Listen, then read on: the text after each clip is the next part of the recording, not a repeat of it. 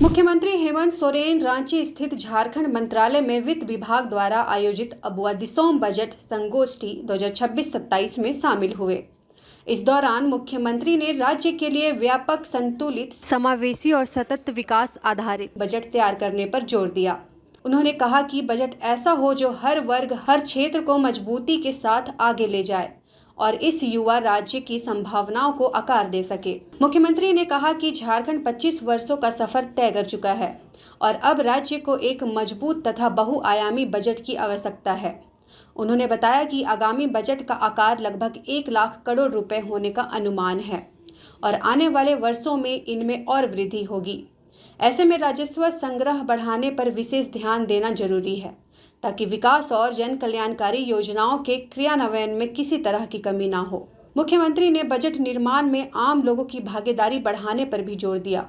उन्होंने कहा कि सरकार लगातार जनता से सुझाव ले रही है और जन भागीदारी से ही संतुलित और विकासोन्मुखी बजट तैयार किया जा सकता है। दावोस और लंदन दौरे का उल्लेख करते हुए मुख्यमंत्री ने कहा कि वहां मिले अनुभवों से राज्य में विकास की गति को नई दिशा देने का प्रयास किया जाएगा। उन्होंने कहा कि नई पीढ़ी पारंपरिक सोच से आगे बढ़कर नए रास्ते तलाश रही है। ऐसे में उनकी जरूरतों और अपेक्षाओं के अनुरूप अवसर उपलब्ध कराना बजट की प्राथमिकता होनी चाहिए। कई संस्थानों के साथ हम लोगों ने अपना सहयोगी के रूप में उनसे परामर्श भी लिया और कई चीज़ें उभर के भी आई हैं और आ भी रही होंगी। झारखंड प्रदेश यूँ कहा जाए कि देश के अलग अलग राज्यों में सभी राज्य अपने अपने अलग अलग अर्थव्यवस्था, अलग कार्यशैली, अलग अलग व्यवस्थाओं के साथ चलती है। हर राज्य के अपने अपने राज्य को विकास के रास्ते पे ले जाने के अपने तरीके होते हैं।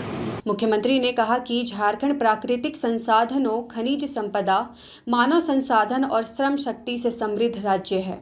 इन संसाधनों के बेहतर प्रबंधन और वैल्यू एडिशन के जरिए राज्य की अर्थव्यवस्था को और सशक्त किया जाएगा। उन्होंने यह भी कहा कि झारखंड एक आदिवासी बहुल राज्य है और यहाँ की जनजातीय परंपराओं को संरक्षित और प्रोत्साहित किया जाएगा।